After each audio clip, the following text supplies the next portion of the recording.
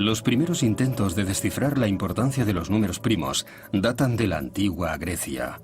Ellos establecieron los principios matemáticos sobre los que se ha trabajado desde entonces. Los griegos sabían, por supuesto, que los números estaban en todas partes. En cierto modo, el eslogan de los pitagóricos era: el número lo es todo. Y fueron ellos quienes primero empezaron a multiplicar números. Ahí se dieron cuenta de que algunos no se podían dividir de ninguna manera. Los primos, esos números irreducibles.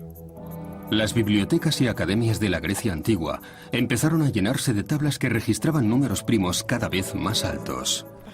Quizás algún matemático griego pensó que se haría famoso si lograba escribir todos los números primos en una tabla gigante.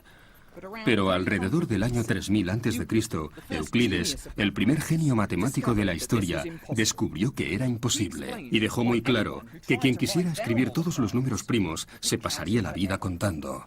Demostró de manera irrefutable que hay un número infinito de números primos, y lo hizo gracias a una pieza muy ingeniosa del razonamiento lógico.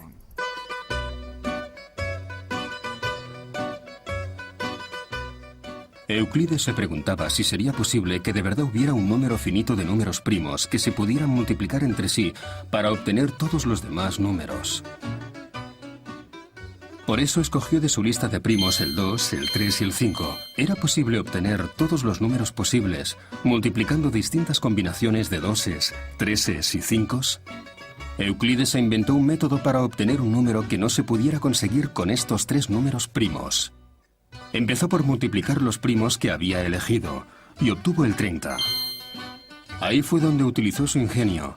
Añadió un 1 a ese número para hacer 31.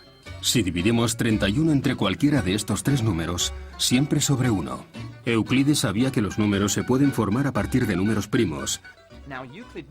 ¿Qué hay del 31?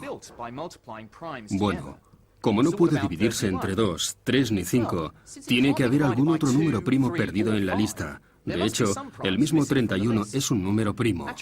Cierto que Euclides había añadido un número más a la lista de primos. Pero es que si usaba ahora el 31, podía volver a hacer el mismo truco. No importa lo grande que sea la tabla, siempre serían capaces de encontrar un número primo nuevo que añadir a ella. Así fue como Euclides demostró que los números primos también son infinitos.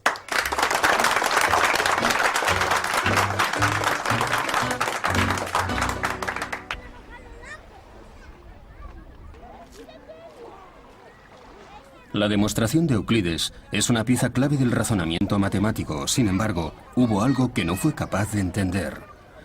Euclides no podía predecir qué números eran primos. No veía ningún patrón que le ayudara a entender dónde encontrarlos.